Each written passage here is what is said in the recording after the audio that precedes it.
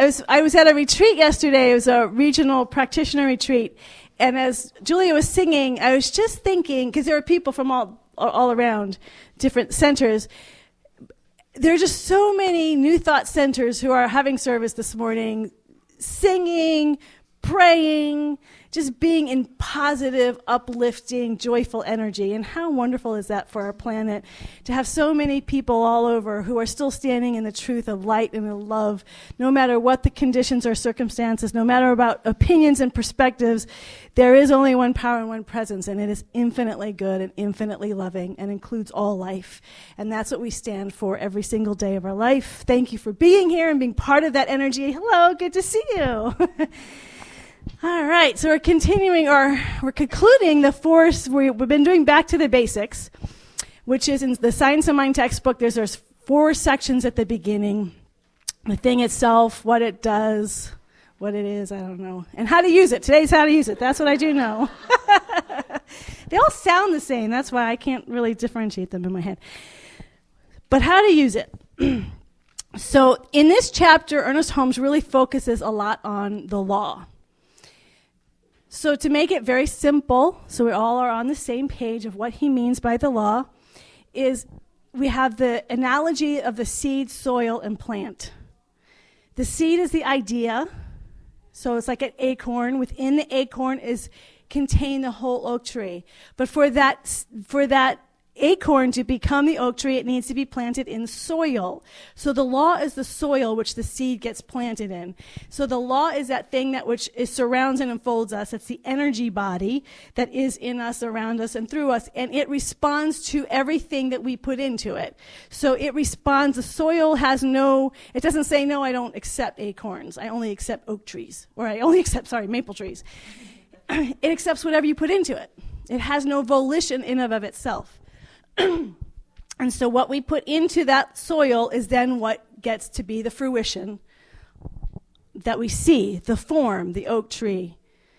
If I think I'm worth something, I plant that idea that I'm worth something, and then that's what will be reflected back to me in form. So that's really the heart and soul of what Science of Mind is all about, what this teaching is all about. It's really about shifting from a victim state of consciousness. So we have all these forms around us that we may not like, and say, well, you know what? I can plant a new seed. I don't have to, and I don't even have to spend a lot of time pulling up those ones I don't like. I just need to focus on what I do want and keep that pattern going in my head and my heart and my emotions and in my body. And eventually this law, this energy will respond to what I believe, and it will create that in the external world. Thank you very much. That's how to use it. Really not much more to say. That's it. We're done. Okay. So what do I talk about now? No, okay. So the question is it like, I just want to just do a little subtlety. He often says that it's like the law of electricity, and it really isn't. And I think it's important.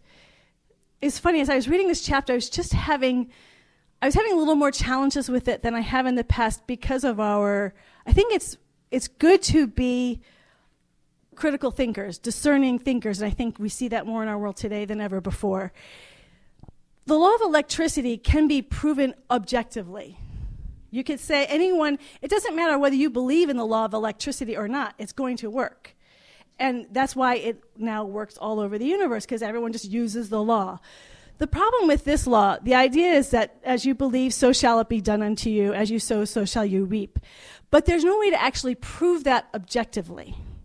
You can prove it to yourself subjectively for your own personal self, but because it's a self-fulfilling prophecy.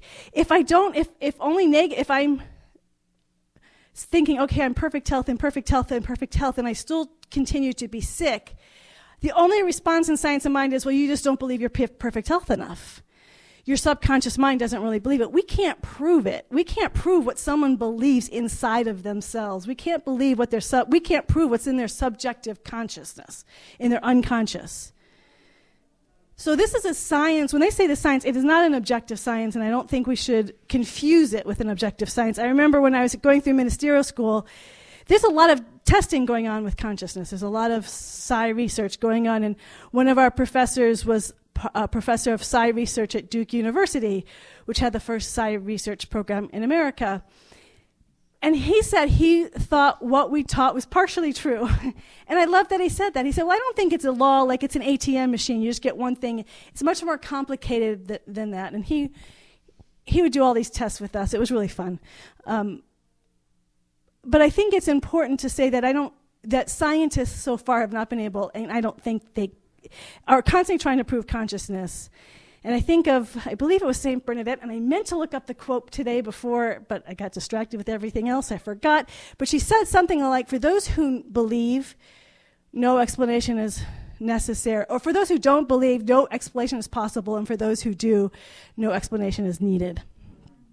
And so I feel like there was a period of my time when I was reading Deepak Chopra and all the Institute of Noetic Science, consciousness stuff, and really wanting to, and then there just got to be a point, I don't need that anymore. I don't need to prove this stuff. I know what I know.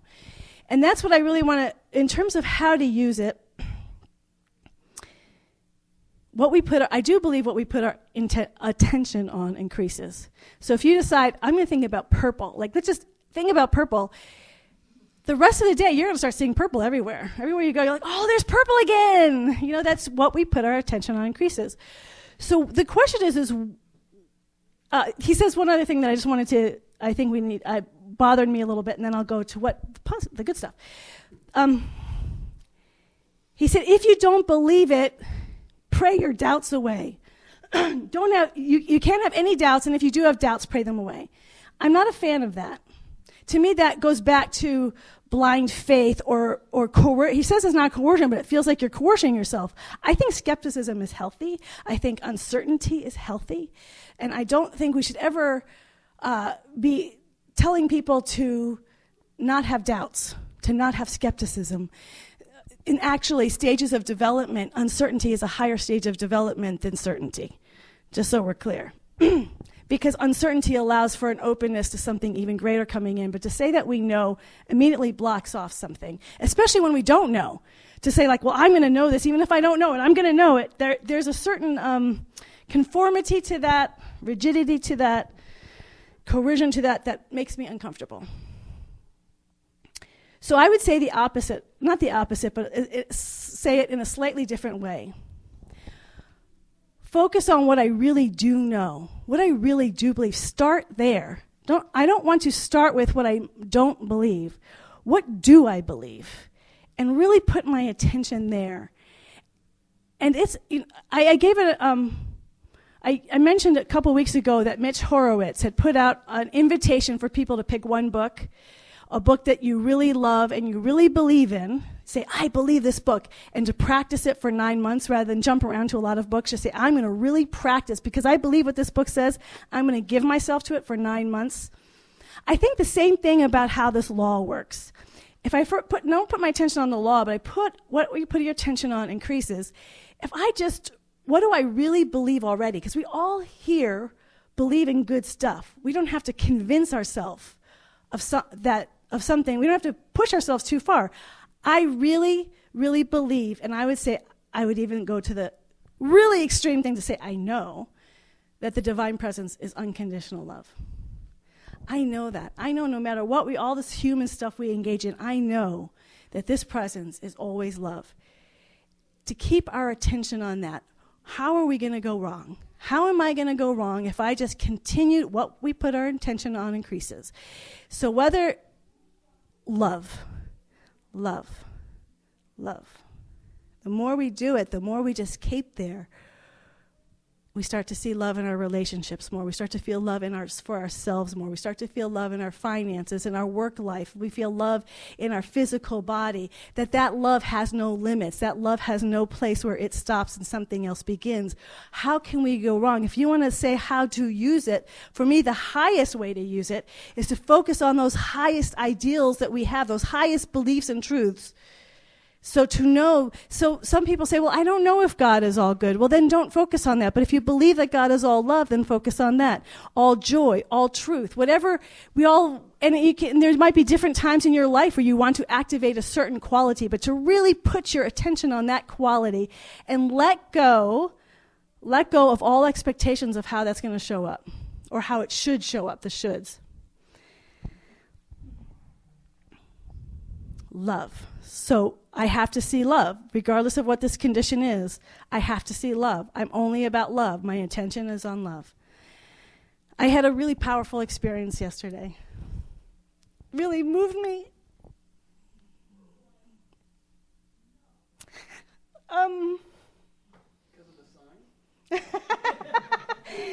So I was at this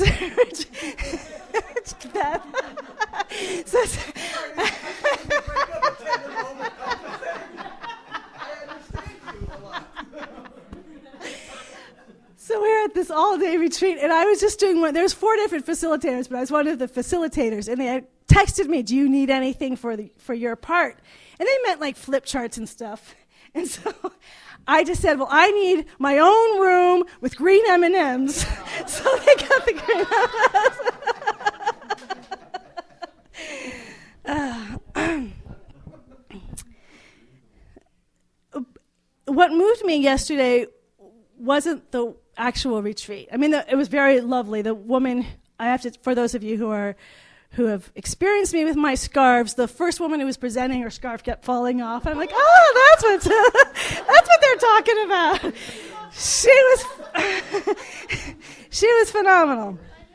And then they had a drum circle, and it was just it was good. All of it was good. But that's not the part that moved me. The part that moved me is, well, let me just, I've for whatever reason, I've gone to a lot of different schools. Just the way our different moves as a family always seem to hit me in my schooling. So I went to a lot of different schools. And then spiritual communities, my first New Thought spiritual community was the Santa Anita Church. And then I went to Celebration Center, went in Virginia, went to Agape. That was the longest, was for 6 years.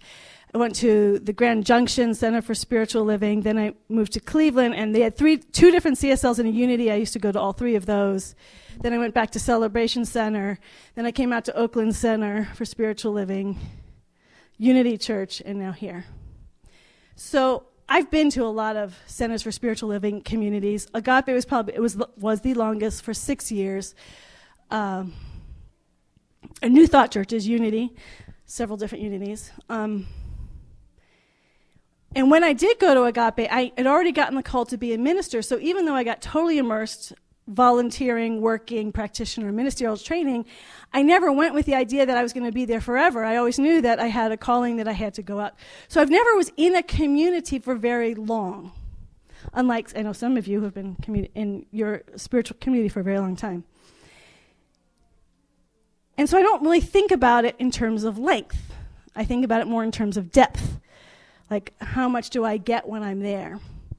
So what moved me about yesterday was that so many of the people that I saw were from the Oakland Center for Spiritual Living, which is a center where I served for 2.5 years. That center has been through a lot. Julia's stepmother was a minister there. Reverend Joan was a minister there. Then she was there for about, I can't remember, 12 years or something. And then they had a transition. There was a lot of drama that happened with all of this. Then there's a transition minister, more drama. They have a new minister, and it's all beginning to heal. It's wonderful. They'd been through so much. And when I walked in those doors, the people that greeted me are the people who've walked through all these storms. They've been in the fire, and they're still there, and they're still loving, and they're still giving, and they're shining their light. And I'm just like, wow. 20 years later, here they are. 10 years later, here they are, just giving their heart and soul. And I just felt the depth of love. Like, all I felt was love. Like, I didn't care what was happening. I was just so moved by the generosity of spirit, no matter what's going, and then in the room we were in, and I'm thinking about this room as it's our last service, in that room, which I was there for 2.5 years, I worked there, so I was totally immersed. The amount of stuff that went on in that room, the workshops, we did all-day leadership workshops, classes, I don't know, just so much happened in that one room that when I walked into it, it just all came back to me. And there was tough stuff that happened in there, the challenging and people being upset and processing stuff and the deep spiritual work is parties. I mean, everything that happens in that one, this was their fellowship room, not the sanctuary, but it's where they do a lot of their stuff. And I felt the energy of that room, and the people that were there stand for love. It's not love that just comes and goes. It wasn't love just when the times were good or not just when everything was easy. These were people who are there, and some of the practitioners were there were during the hardest times. The most difficult times where there was just so much pain and ugliness, and they stayed and held that place. And to me, there's nothing more powerful. I'm like, this is, because I'm the one who moves around. So to go back and feel that, to feel the strength and the power of those who give themselves and stand in truth. And it's not about the ministers, because the ministers have come and gone, but they have stayed. And they have created this incredible energy of love that nothing can shake. And that's why I was moved. What we put our attention on increases. You cannot go wrong if you stay in love, no matter what else is going on, no matter how hard it is, no matter how joyful it is, no matter everyone loves you today and then tomorrow there's all the pain. Stay in the love. What we put our attention on increases. If we want to know how to use it, love. We will never, ever go wrong with love. There's a rally happening February 12th here at the Bankhead. Interfaith organization is putting it together. And it's all about inclusion. It's not about against. It's including everybody. We are here to stand for love, including everybody. I will be there. I hope many of you will be there. We need to more and more stand for love. That's okay. That's okay. That happens. We are moving into a new space as a community. My invitation to everyone here and to people who aren't here but who are part of our community is to stay involved. Let us really know the power of what it means to be part of a spiritual community, a community that says first and foremost we are here for love. Lastly, we are here for love, and everything in between, we are here for love. So as we continue to grow as a community, as we continue to learn that we are anchored in love, and that everyone we welcome into this community, we welcome in love, that they will be loved, and that we get to know that the more we participate in our community, that that depth came from their commitment. I'm talking about the people yesterday. They just continue to give of themselves. They're giving it maybe in different capacities. They're like, well, okay, maybe I'll do it this way. But they're still there giving of themselves. We have 3 sheets out there: set up, clean up, food. I would love everyone here to sign one of those sheets. Participate. We are moving. This is, for those of you who don't know, next Sunday we are going to be in a new space. We'll be doing our Sunday services there. We will keep this space for classes and meditation during the week. And they have someone coming in right after Sunday services. So we can't do workshops there, so we would do them here. But our Sunday services will be there. In fact, I even got an email from someone yesterday. Do you have stairs? If you don't have stairs, I'm coming. She hasn't come all these years because she hasn't been able to go up the stairs. It's a space that's welcoming. There's going to be a place for food. The children are going to have a yard to play in. This is such a wonderful opportunity for a spiritual community that I think has such a gift to offer the Livermore Valley. And so I just invite all of us to participate, to show up, to give ourselves in love, as love, to be that force so that when people walk into that door, just as I walked in yesterday, not based on anything, I just felt the wash of love pour over me just by being in the space with people who have given themselves to love. How to use it. Can't go wrong if we just stay and give ourselves to love over and over and over again. Take the classes, do the workshops. Let's get involved in our community, the interfaith community. I haven't gotten very involved so far. I think it's more important now than ever to recognize and stand in the truth that we are all inclusive in our hearts. Our hearts have no boundaries. There is no separation in God. There are no borders in God. Actually, one of the wonderful little workshops was, where are the borders in your heart? And we had to do a little exercise about moving past any border. Where did our heart stop and something else begin? But because the truth is, there are no borders. It's a very simple talk today. It's all I have to say. But it's so powerful. There's power in the simplicity.